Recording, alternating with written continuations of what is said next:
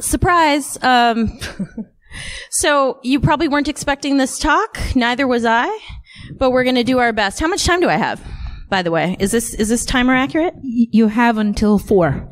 I don't know what that means in terms of this clock. So, 55 minutes. All right. But perhaps I'd suggest you leave a little bit of time for Q&A. Right. Okay, right on. So, I had told Dylan that I would be happy to come to this conference, and I joked with him that in case a speaker doesn't show up, I have one in my bag. This is the one in my bag. Okay. So if you haven't met me before, either coincidentally or online, this is kind of a word cloud of my most popular things I tweet about. So things I find very important, including tonight's karaoke. I hope there will be people who join me. But I am the founder and CEO of Luta Security. We do work with governments, large organizations, in helping them prepare for vulnerability disclosure processes and sometimes bug bounties. But that's typically not our main focus. We really focus on getting people ready in terms of how are they going to decide which bugs are the most important, how are they going to eliminate as much low-hanging fruit themselves as possible, and how are they going to, if they do choose to do a bounty, avoid common pitfalls, perverse incentives, and all kinds of bad things that can happen to you. So, how did we get here? This is on that side with all the military folks. That's probably my favorite picture of myself at work. It's how I explain to my family what I do for a living.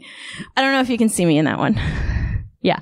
Anyway, the one on the right was me testifying before U.S. Congress last year on the Uber data breach. Does anybody remember? 57 million records were downloaded, and then they got paid an extortion fee through their bug bounty platform. And I testified as an expert on bug bounties, on what they are not, and on the marketplace that we are creating by creating more and more of these incentives.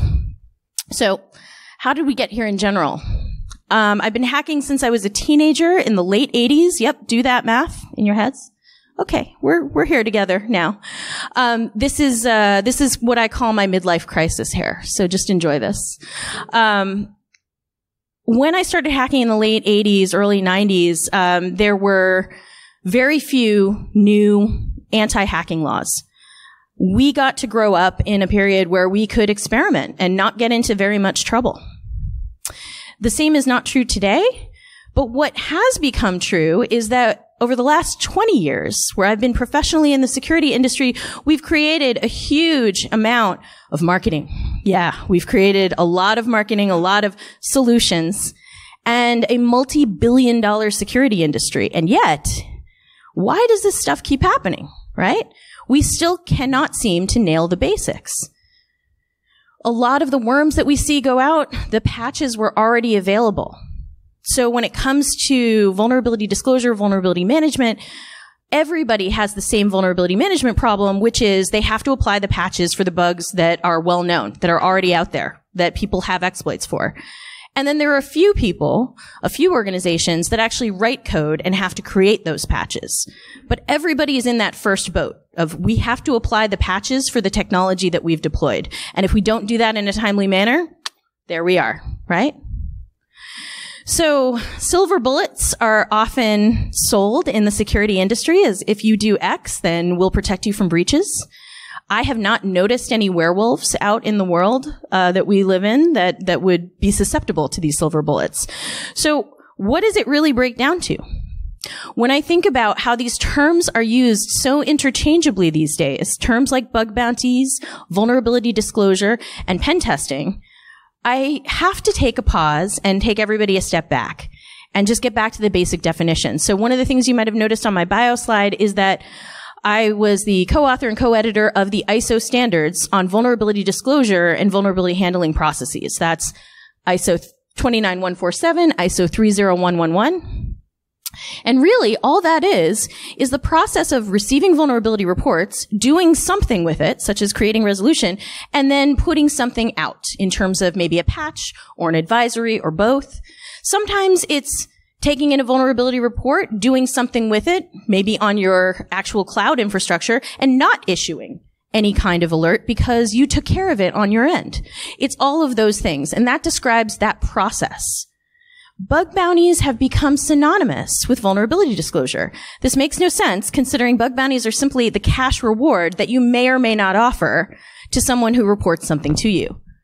And bug bounties are being conflated with penetration tests. You'll actually hear people call them crowdsourced penetration testing.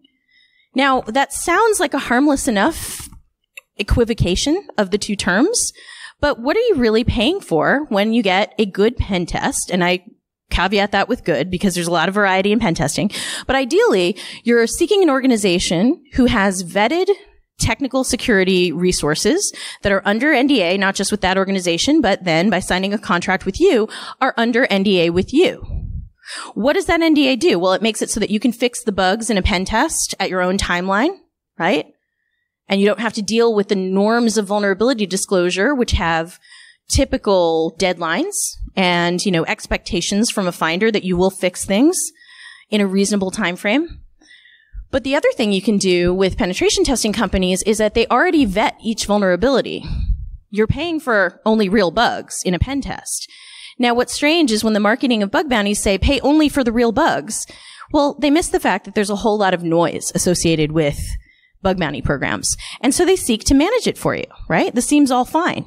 You can manage it, they can deal with the signal to noise for you, and you get allegedly thousands, if not hundreds of thousands of eyeballs on your code, continuously scanning. Not exactly the case, but let's just pretend for a minute that it's just that easy. And, if you want to start a vuln disclosure program or maybe a small bug bounty program, you just open up the front door, see what happens. So most people are expecting something like this. It's like mostly, friendly researchers, some white hats, a couple of gray hats maybe, and it might be a little bit of a flood, but it's manageable. When in actuality, it looks a lot more like this. And you kind of have no idea exactly who is knocking on that front door. And often your incident response team has to pay the price and do the investigation, right? So how do you distinguish friend from foe when all probing activity looks about the same? Especially when it comes to data privacy. Now remember, pen testing, they're under contract, under NDA. They are acting as an arm of your organization. What that means is that even if they uncover the entirety of your databases and all of your customer data, it's not considered a data breach. Why? Because they were under contract, authorized, acting as an extension of your organization. Bug bounties and vuln disclosure programs do not operate that way.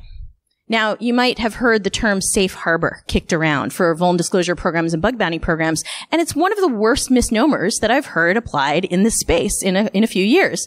The reason is that no one can actually grant diplomatic immunity to hackers. Funny. Not even the Department of Defense in the United States. So when I worked on their vulnerability disclosure policy, there's legal disclaimer there that says, if you follow these rules, we won't take legal action against you.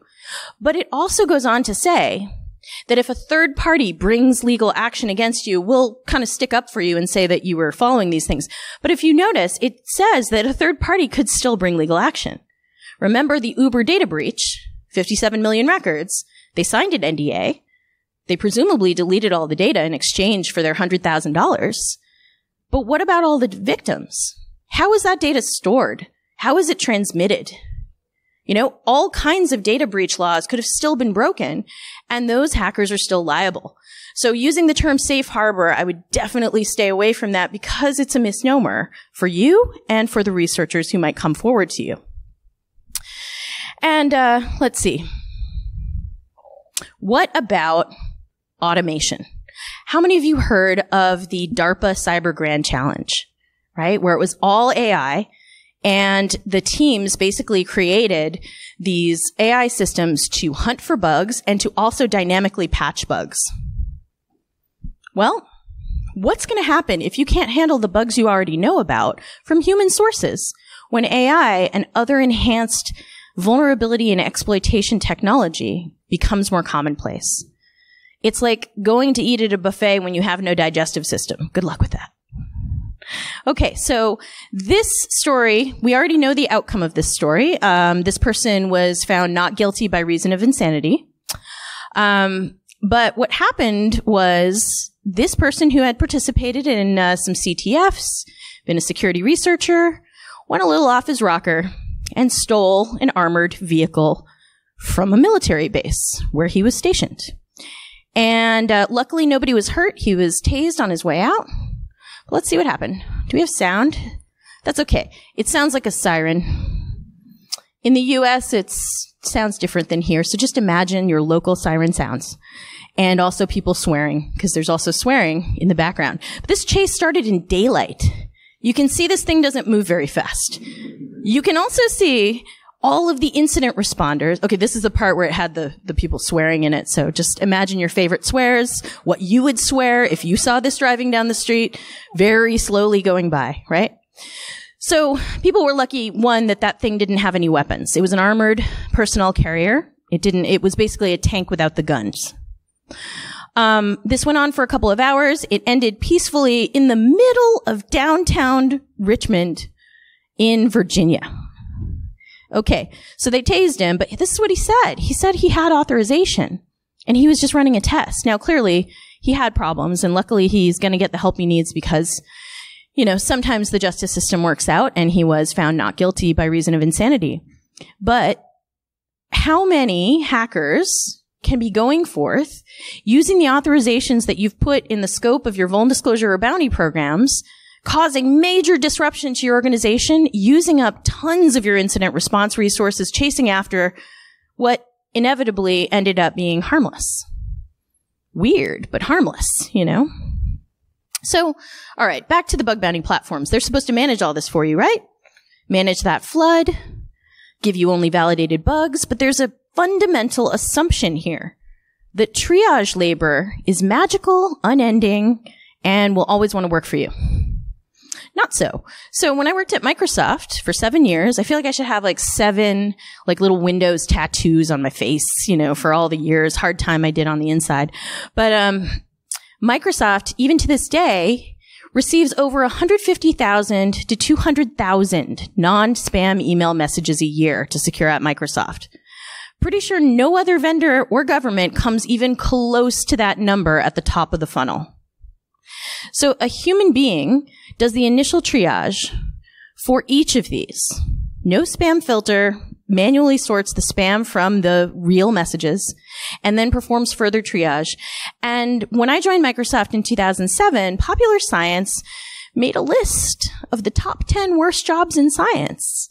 And they said that Microsoft security grunt, as in the people who were on the other end of secure at Microsoft, had among the worst jobs in science somewhere between elephant vasectomist and whale feces researcher. It was right there in the middle.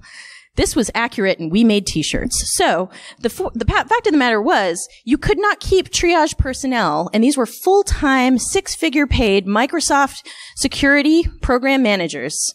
You could not keep them in their jobs for the mandatory 12 months that it would take for them to be allowed to apply for a different job inside of Microsoft. That's how painful this job is. So, back to the outsourcing. Who is looking at your bugs? It's not a bunch of full-time engineers getting 6-figure salaries at these startups. No. It's mostly contractors, mostly bug hunters.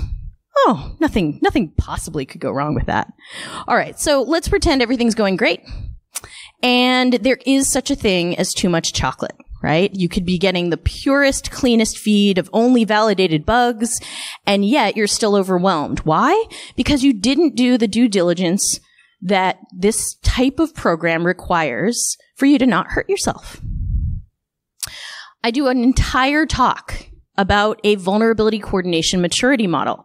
It's not just engineering that you have to think about in terms of your readiness to deal with vulnerabilities. Communication, analytics, your organizational priorities, and yes, incentives, but not all money. Some of the best incentives that we ever created at Microsoft were things that only Microsoft could do. So, for example, certain bugs that came in before the bug bounties were open, we didn't want to retroactively pay them because, boy, that would get expensive. But we wanted to say thank you to some prolific, security researchers. So we'd reach out to them and ask, do you have an Xbox? And if they said no, we would ask them, do you have a favorite graphic? And what handle would you like skinned on your personal Xbox. And they went crazy. This cost us $15 internally to do. 1.5, right? Another one, a one-time cost to a graphic designer who was a vendor to Microsoft Xbox that created one-time use, like download code. So we only had to pay this graphic designer once to create a black hat, a blue hat, a black t-shirt that said hacker, and, a couple of other clothing items that we would hand out one-time download codes to researchers who did us a solid. People went insane. And I believe they're still handing these out, so it was one-time $3,000 spend. Certain things that only you can do. Ooh. No. Yes. Oh, that's a laser. That's the right one. Okay. So, not all bugs are created equal. This comes from a different presentation based on some work that I had done with MIT Sloan School and Harvard Kennedy School in modeling the vulnerability economy and exploit market. If you think that all bugs are the same level of sophistication to find or to fix or have the same value across all markets, well, then I've got a cross-site scripting bug to sell you for a hell of a lot of money. So a lot of the work that I do with organizations is pointing out that there is such a thing as low-hanging fruit with known classes of vulnerabilities with well-understood cheap or free tools that all you need to do is run them and you will find these bugs yourself. Whereas the majority of bug bounty programs are still paying out for cross-site scripting. No, that's really the one. Okay.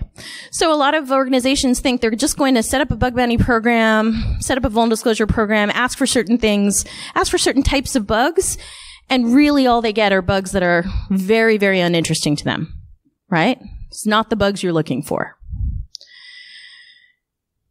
If we think about it, a lot of the breaches that have made the headlines are due to basic misconfigurations, basic security errors, creating things that have improper or no authentication in front of them. These are not groundbreaking new classes of vulnerabilities that you should be spending tons of money to fix. Even if you did hire pen testers as opposed to using bug bounty crowdsourcing, you still can't start there as your first step to true risk management, right? I can't believe I've been professionally in this industry for 20 years and I'm still saying this, but it's true. Yeah, and I call that bug bounty Botox if you missed it. So let's go through some myths of this marketplace and some motivations. We hear a lot that bug bounties are the logical end goal of all vulnerability disclosure programs, that if you're mature, that you have reached the pinnacle if you're doing a bug bounty. A lot of organizations are using that as shorthand for maturity, when in fact they've missed all the low-hanging fruit themselves and they're looking real busy and paying out a lot of money. But actually, it's for stuff that I have literally taught Hollywood screenwriters how to find in less than an hour.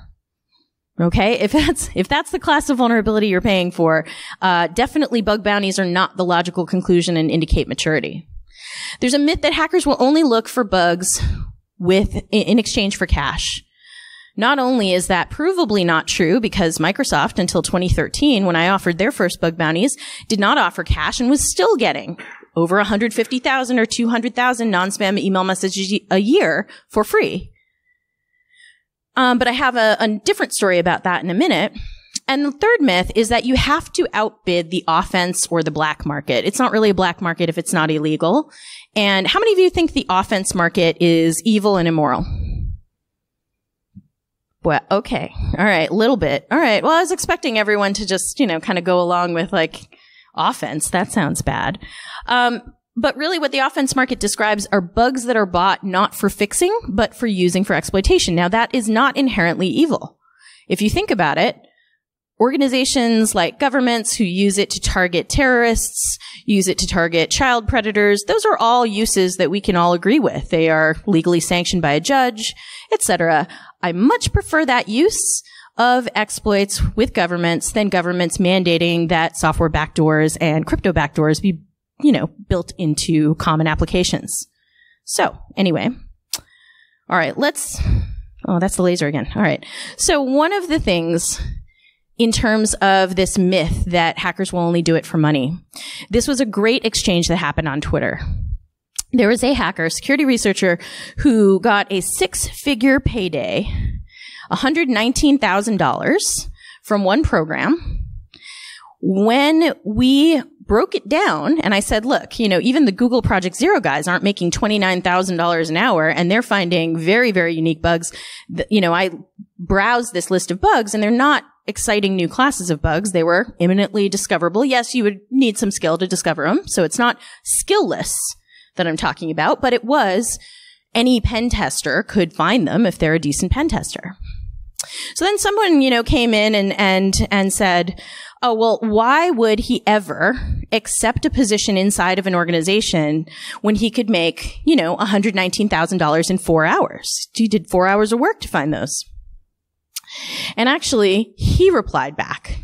He himself, he said, I was trying to join their team. It fell through the cracks through, paperwork and an acquisition happened. But I've been wanting to join their team forever. He left his full-time job to be a bug bounty hunter, but he doesn't want to do that, even though it's super lucrative. And then this other person said, well, why is that? And what it came down to, in terms of motivation, was he wanted stability for his daughter. So even though he could bank, a bunch of cash, tons of cash, in doing bug bounty hunting, the instability was something that he didn't really want to live with, especially when it came to dealing with his daughter and supporting his daughter. So completely different from what a lot of organizations think when they think bug bounty hunter. We have seen so many bug bounty hunters turn down bug bounties because they wanted to see the issue resolved and fixed. That's another huge motivation for security researchers, right? When I was a professional pen tester, my specialty was robbing banks. This was like the early 2000s. And frankly, bank security was non-existent at that point, online banking. And there were ways that I knew how to mint money such that I wasn't stealing from a person and I wasn't stealing from the bank. Now, I still drive a used car. So obviously, money isn't the only thing that motivates all of us who are capable of finding bugs. So this is another excerpt from that system dynamics research that I had done with MIT Sloan School, Harvard Kennedy School. There is more to this ecosystem than money. When I look at the claims from bug bounty companies that promise continuous coverage, let's just break it down by the numbers. So part of what we did in that study was we did a labor market study of the bug bounty hunters at the time, and we took data from Facebook and from HackerOne, and we basically found that most of the people registered on these platforms, or even reporting directly to Facebook, it was a lot of noise versus signal.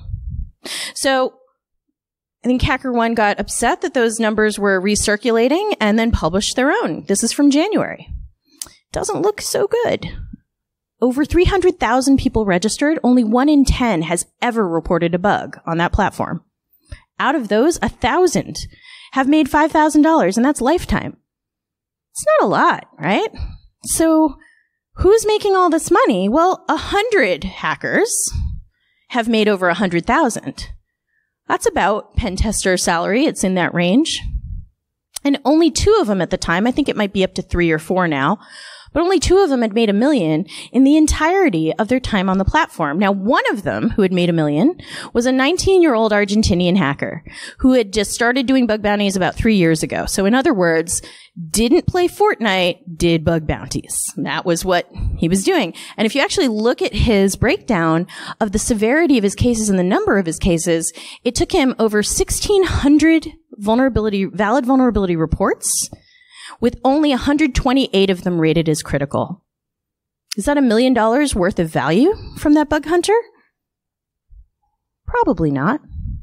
But the whole thing is that it's based on this predicated idea that there's an endless supply of high quality, motivated eyeballs who are going to look at your stuff all the time. And it's just not the case. These 100 individuals are pretty much bouncing around between the major bug bounty platforms. So even getting their eyeballs to look at your stuff is a challenge. And guess what the bug bounty companies do? They say, raise the bug bounty. How long is this going to last? Well, the truth is, bug bounties cannot replace traditional penetration testing, nor do they indicate on their own that your organization is mature. All human beings, which includes hackers, because we're not machines yet, have a mixed matrix of motivations. And frankly, finding bugs is not a forever game. Not even for, those of us who want to stay active doing hacking. When we did the labor market study, we looked at some publicly available data for critical level vulnerabilities submitted to Microsoft, because that was publicly verifiable as well, like with the bulletins and the names and all that stuff. It's about 7 years that people are participating at peak game when it comes to being able to find vulnerabilities and reliably exploit them in the latest versions of top software. So this is software that's had a ton of investment in security. So we're talking Google Chrome, we're talking Apple iOS, we're talking the latest version of Windows. And way back when Windows had a phone, that too, right? So it's a 7-year peak activity window for most security researchers at that level. And then finally, the last truth here is that the defense market can only go so high before it creates perverse incentives. What are perverse incentives? And what are some ways to avoid them? So one of my favorite cartoons is from 1995, and it was a Dilbert cartoon, which will come up a little bit later. But our friends at Apple recently decided that $1 million was a good defensive amount for a bounty. So they were saying, hey, we're doing it because it's harder now to break into our operating system, and what we're looking for is so very rare that we want to be able to scare this out of the woodwork, and we want to be able to, quote unquote, compete with the black market, compete with the offense market. Now, offense market is nation states and organized crime. What on earth makes anyone think that $1 million from Apple won't just drive up offense market prices, right? They were going up on their own without the intervention of the defense market. So there's no competition that's actually going to happen. It's just going to drive up offense market prices. Now, why is this a problem? Well, offense market won't feel it, and they won't feel it in a very particular way that the defense market will. The offense market was already outsourcing finding these vulnerabilities at this top level. They do not have the mission that the defense market has of trying to prevent these bugs in the first place. How do you continue to supply your internal engineering defensive labor market if it's cool to just stay out and not go work for Apple and make $1 million? Right? The risk of collusion dramatically increases at these prices. And if we think about it, when I offered Microsoft's first bug bounties in 2013, there were 3 of them, and one of them was $100,000, and at the time, it was the highest ongoing vendor-supplied bug bounty. Ongoing, meaning it wasn't a once-a-year contest, because we didn't want people to hold on to the bugs. And some people, when I started speaking out against this $1 million bounty, were saying, well, but didn't you offer the highest bounty? I said, yes, but it was matched to the defensive prices at the time. The Pwn-to-Own contest top price was $100,000. So we weren't introducing a new price point to the market. What we were doing was we were offering it 365 days a year, and for something that we wanted. So, yeah, Dilbert. Dilbert figured this out in 1995, right? The potential for collusion increases. And if you look at the United States healthcare system, it really takes one medical emergency to increase your chances of needing a lot of money really fast. So let's talk about the Microsoft bug bounties for a second. So what you're looking at here, this is the actual graph that was used to convince the head of IE to pay for his own bugs. And this is after Microsoft in 2008 had sworn they would never pay for vulnerabilities because they were receiving so many bugs already for free. But what we did was I looked at the data. The white line is actually how many bugs we received during the IE10 public beta period. Not that many. And then the white spike was how many bug reports were received immediately after the beta period was over. Kind of the worst time ever for Microsoft to hear about a bug, right? And these were all these friendly hackers who were willing to turn these bugs over for free. Why were they finding them clearly during beta and holding on to them? What perverse incentive had we created for them unwittingly? Well, the only thing we were offering them was their chance for their name in 12-point Arial font in a bulletin. If the bug only affected the beta version and no other versions, we had created an incentive to cause them to hold on to it until after it was out of beta, because that was the only chance for them to get their name in a bulletin. Oops. So I told IE that we could move the spike to the beginning of the beta period if we offered a small amount of compensation, but really it was recognition. And so we offered the IE11 beta bug bounty in the first 30 days of IE11. Guess what? We got 18 serious vulnerabilities in that first 30 days. So we were right. We did the traffic shaping exercise and we were right. Anyone want to guess how many or how much I spent for all of those 18 total? Guess. 100,000? All right. Anyone else? Lower? Higher? How many think higher? Okay. How many think lower? 10,000. Okay. So somewhere in between. Yes. It was about $28,000 total. And why was that? Well, one, it was just a token of our appreciation. We had this webpage where we'd feature them. We had blog posts. We had media that we were doing around these folks who were helping us. And in reality, a lot of the people who I knew were capable of finding these bugs, there were very few individuals. We already knew who they were. A couple of them were on parental leave. I had to send onesies to babies to get them to work on this thing because it was a fixed time period. And somebody had given birth in their household. So, yeah, there was a lot that we did to round up the right sets of eyes to prove this point that we could do something with bounties that nobody else had done. And that was take the eyeballs of the friendly people we already knew about, understand the market dynamics of who was buying our bugs for how much and when, and understand that the incentives were very much around behavioral economics.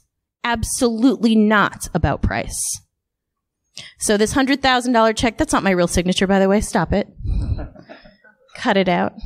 That $100,000 check was written to James Forshaw, who at the time was working for Contacts. Now he works at Project Zero.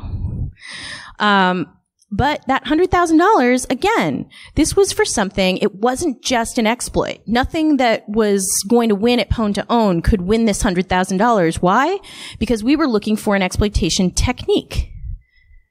Now, let's talk about the offense market. Does the offense market buy bugs at 6 figures or $1 million a pop for beta products? Probably not. Maybe for Apple products because people line up, out the door and pre-order that stuff. But I have never seen a line for people waiting to install IE. It's not a thing. So understanding your products and understanding your user behavior, important in understanding your market dynamics. The other thing, the $100,000, right. So clearly the offense market will buy working exploits that can defeat the latest mitigations.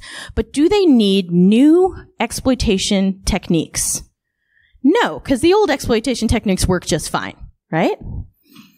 Who needs the new techniques? It's the people building the operating system, because you need to plan out several generations ahead to fully incorporate the architectural changes it takes to fix exploitation techniques.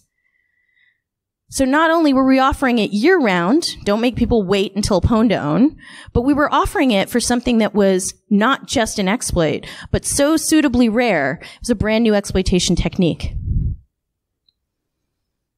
Okay, hack the Pentagon. I want you to pay attention to a few numbers. Okay, so we were hoping that a few hundred people would join. You had to pre-register, you had to give your actual name, your social security number. I remember a few friends freaking out on Twitter, being like, I am not giving the government my social security number. And I was like, the government gave you that number. They also know your name. And they were like, but they don't know I'm a hacker. I'm like, you're tweeting about it, you know? So that was cool. I sent some friends some tinfoil for that. But we got an overwhelming response, which led to the worst signal to noise you can imagine. Oh my God, look at that. It was terrible. Over 1,000 bug submissions and 138 were real and not duplicate, right? What does your duplicate rate tell you? Your duplicate rate tells you how many people could find that same vulnerability. How common and how low-hanging fruit and discoverable is it? It's funny. The bug bounty companies do not track that number for you. They remove duplicates, but they don't tell you which of your bugs were super discoverable, low-hanging fruit. Because that might actually get you to fix those or prevent those or something. Anyway. Also, don't start a bug bounty at midnight. Don't do that. So this was us after we had launched Hack the Army. Actually, I'll go back one. So see this. You can see a little binary around there. This was one of those non-monetary gifts that only you can give. Specially designed challenge coin that went out to everybody who successfully participated in Hack the Pentagon and submitted at least a valid bug, even if it didn't get paid out because it wasn't the first submission. The binary around there said, I hacked the Pentagon. This was the Secretary of the Army at the time when we launched Hack the Army, and he said, can our binary say, I hacked the Army, beat Navy? It did. And actually, their football team did beat the Navy for the first time in 50 years, so I'm pretty sure it was the hackers. Just gonna say right there. But look at the numbers. First, the registration number, a lot smaller. That was deliberate. We capped the registration in order to handle what we knew was going to be a little bit of a signal-to-noise melee, right? Because the DoD wanted to start with bug bounties as opposed to starting with a vuln disclosure program. Why? Because bug bounties are sexy and money is sexy and they wanted some headlines. This sounds familiar. $1 million. Anyway, also starting it at noon was much nicer, right? So, how do we deal with this as a whole? I have been one of the biggest proponents of good bug bounty programs, well thought out, carefully planned, deliberately executed bug bounty programs, and yet I'm up here telling you that they're not all that. What is the proposed solution? Well, when I testified before Congress about the Uber data breach, one of the things I pointed out is that, frankly, the top 10 computer science programs in universities in the United States lacked any kind of requirement for security. So even the university-educated computer scientists out of top universities in the US were receiving zero security education. 3 of those top universities had no security electives whatsoever. So we're not cranking out code writers. We're cranking out bug writers. It's pretty bad. Also, the fact that bug bounty hunting is being celebrated by some of these companies at outpacing the median salaries in their countries, especially India, where a lot of the bug bounty hunters come from, because there's a lot of low-hanging fruit and a lot of easy money to be made. India, it's something like 16 or 17 times, 40 times that in Argentina. That's because of that $1 million bug bounty hunter, by the way. That's that data point that drove that number up. But talk about perverse incentives. Where do we outsource a whole lot of code writing? To a lot of the countries with a lot of these bug bounty hunters. So, tiny fraction of talent, majority generate noise. So, what can you do bug bounties for that works out well for you? Finding bugs you missed after you did your due diligence. And there are a lot of ways to discover whether or not you did your due diligence, right? Known classes of bugs, the rate of duplicates, all kinds of stuff. Recruiting for talent that maybe you wouldn't have found. And focusing eyes that you know are capable of finding bugs in your stuff on the areas that you need more help with, or focusing them at a time that is mutually advantageous to you, to them, and to your users, like the beginning of a beta period. What are they bad for? Your first time ever receiving a bug. That causes a lot of bug indigestion, let me tell you. It's really bad for employee morale if you haven't thought through your recruiting and pipeline capabilities. When I was a young 20-something hacker working as an independent penetration tester, the only thing that got me to join my friends at HITBGSEC was because I respected my NDAs and I didn't have anyone to talk to about the cool bugs I was finding, bouncing ideas off of in terms of pen testing techniques, and really nobody to share knowledge with where we would enhance each other's knowledge. So I took a huge personal pay cut to join HITBGSEC back in 2003 when I had been independent and happily humming along since about 2000 as an independent pen tester. Why would young Katie have ever joined Microsoft and ever joined any mega corporation whatsoever if I had had better economic opportunities and freedom remaining an independent bug bounty hunter forever? So you'll never know who or what you may miss if you price your incentives for bug bounties way too high. And this is the problem that I worry about with my friends at Apple. I hope they find some of those $1 million exploits, but then what? What's the next generation going to look like for them? How will they attract new players and invest in them? And how will they retain the people that they have? There will be career limitations for folks inside of Apple. I mean, not everybody is going to end up taking Tim Cook's job, right? You know, especially not from the technical engineering side of the house. So what happens to those folks when they could just sit out the waiting period and then come back in and start making millions? And then finally, this is not good. Bug bounties are not good for data privacy unless you've really thought through how are you going to scope these issues? How are you going to handle intentional or accidental breaches of your terms? If you are vulnerable to heartbleed, technically that requires a small exfiltration of data in order to determine your vulnerability. If your terms say, thou shalt not exfiltrate data that doesn't belong to you under any circumstances, then guess what? You may have some hackers who will never come forward because they know that even testing for heartbleed is a technical violation of your terms. Or you'll have people coming forward and then you have a choice about what you do about it. So often I tell organizations they have to prepare for when people deliberately or accidentally breach their data protection terms. So what are you going to do? Go hack yourself. Seriously. No. Get out of here and go hack yourself right now. But really, what you need to do is understand, where are you actually missing personnel? Where are you missing processes? What tools could you be running yourself to prevent vulnerabilities in the first place? If you are one of those organizations that does write code, what kind of secure development lifecycle stuff are you actually doing? What are you learning from every single bug? Every bug is an opportunity, right? Beware of perverse incentives, and don't just automatically assume that hackers, that we all do it just for money. We absolutely don't. Yeah, bug bounty Botox. Not a good look. You actually have to be pretty on the inside too, turns out, in terms of your processes. There's a ton of cultures that have this idea of balance between creation, maintenance, and destruction. And I think right now we are over-romanticizing destruction, right? Finding flaws, constantly finding, and not having enough people, personnel, knowledge passed down, practices passed down that help us nail the basics. I never thought that there would still be wormable bugs in 2019, and yet here we are. So there's a lot of references.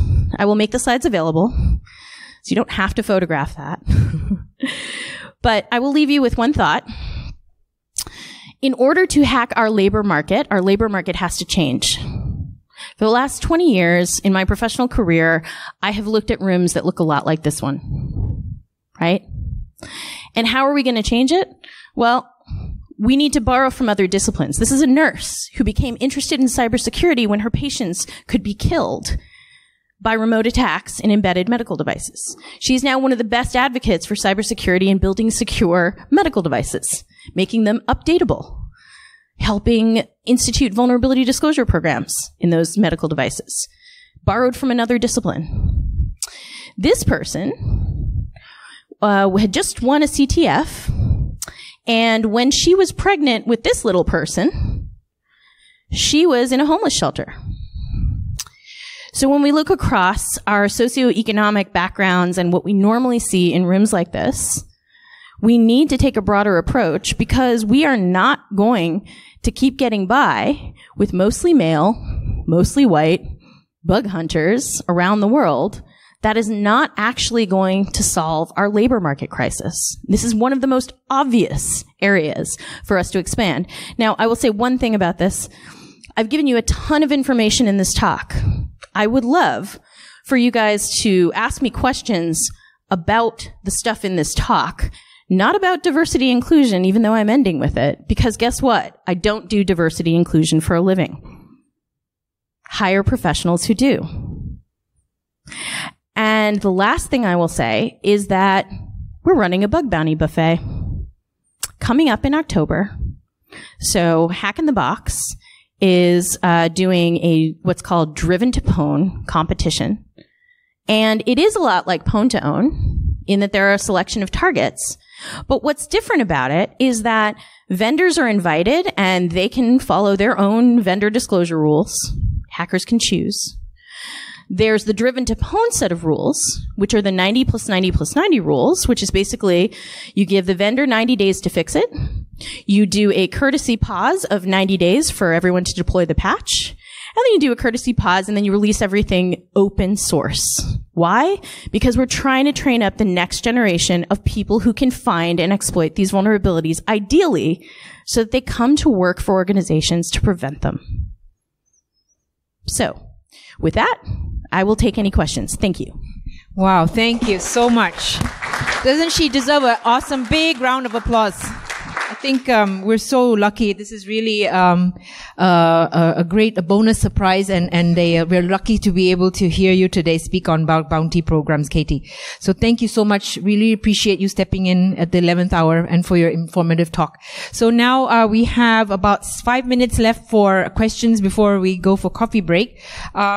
We have 2 prizes to give away. One's for the most upvoted question and one is for your favorite question. Okay. So first I'll throw it open to the floor and then I'll go to Slido. So anyone, any questions from the floor for Katie? Yes, sir, at the back with the red shirt.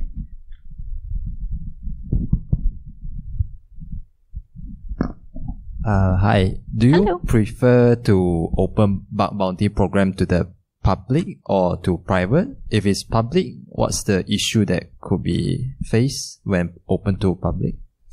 I believe that bug bounties should only be embarked upon with mature organizations who are already used to receiving vulnerability reports.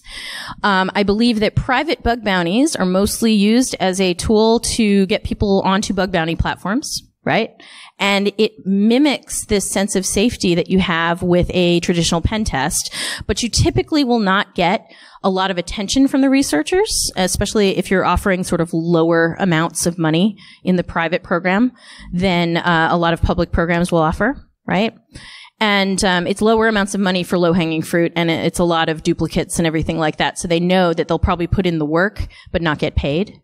So, answer to your first question is, private versus public in terms of bug bounty. I believe public is better because I believe that organizations should be mature enough to handle regular vulnerability reports. And what was your second question? Can you ask again? Sorry.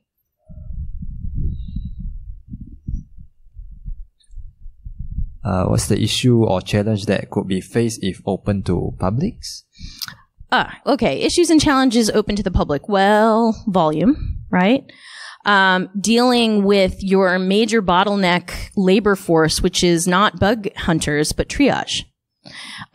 Finding trusted triage partners. If you don't have triage personnel yourself that you're willing to constantly train and maintain is going to be a challenge. But yeah, it's usually signal to noise. Now, if you've done your due diligence, you cut down on that signal to noise problem quite a bit. Because there aren't a lot of duplicates, there isn't a lot of spam. Okay, next question. Okay, great. So we'll come to the questions on Slido. We have 2 questions which have the equal number of votes, the highest number of votes. So they're right behind you. Oh, there are 3 now. Oh, goodness. Okay, all of them with 6 votes, all of them anonymous, so you're not going to get your prize. Why don't you pick one, Katie? Can't. Okay. Oh, shall I read it out to you? No, I can read it that way. Okay. It's okay. It's just that way I'm going to fall off the stage. I'm not very coordinated. Okay, so let me just see. Maybe we can take 2 if you keep No, not really, because I didn't have a bathroom break before taking this talk. Let's just we're going to pick. Okay, I tell you what, pick the second one because it's got 7 votes. Okay. Okay. All right. Is it now the top one? Between exploits and backdoors, both are inherently bad in the wrong hands. Why would the government having a private exploit be better than them implementing backdoors in common software? Implementing backdoors hurts everyone for a very, very long time. Having one exploit that may or may not get killed in the next version of software is a much smaller problem. And it doesn't inherently make that software insecure for everyone. Does that answer that question? I hope it did. No crypto backdoors. Anyway. Okay, one more quick question, and then everything will have to happen after the coffee/bathroom break. Yes, sir. This gentleman here. And then, right here. And then, Katie, you get to pick which of the two gets the prize. Oh, okay. What? All right. Hi. Okay. Yeah, so my question is, how is the bug bounty balanced on the other end of the rope with regards to raising the development team's competence? Like, a lot of companies spend a lot with regards to bug bounty programs, but what are they doing on the other end, like internally with their dev teams? That is a great question, and that actually is dependent vendor to vendor. So not all vendors take those bugs as the learning opportunity that they really are. A lot of the advice that I give to vendors is when they say, oh, look at this bug. It came in through our bug bounty program. Thank goodness we paid that person $1,000. And I said, but it's, missing authentication. Why did you need to pay a stranger to tell you that? Right? So anyway, with that, I'm going to call it done. Yes. Unless somebody wants to film a very unfortunate accident on stage. No. We're done. I think we're done. It's okay. But I'm supposed to pick something? Yes. So out of the two gentlemen who asked you questions, which one deserves the prize? Or both of them? Oh, they both deserve prizes. Okay, well done. Come on. You both get prizes. Thank you so much. Thank you. A big round of applause for Katie.